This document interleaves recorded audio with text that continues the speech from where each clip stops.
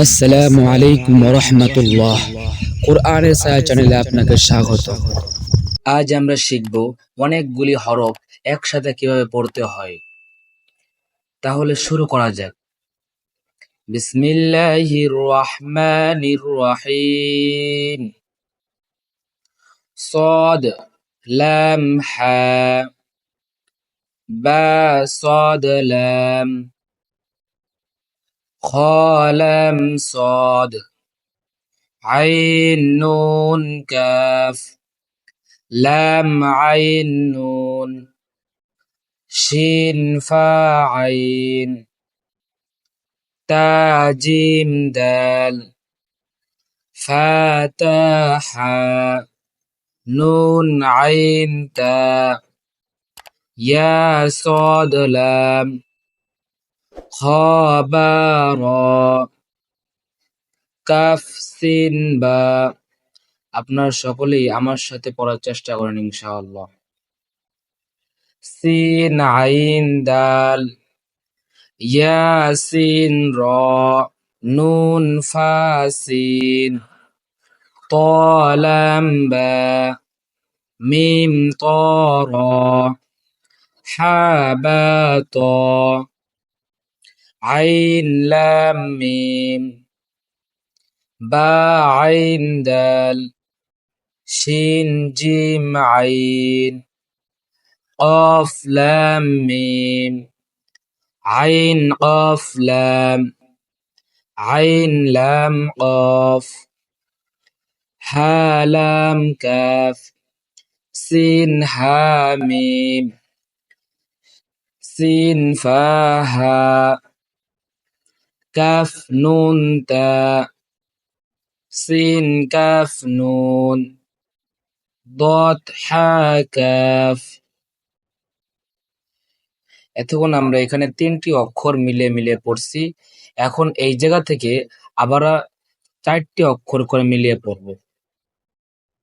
ইয়া তা লাম ওয়াও নুন আইন মিম তা জিম আইন লাম নুন লাম আইন লাম কাফ মিম কফ ত আইন সা কফ লাম তা।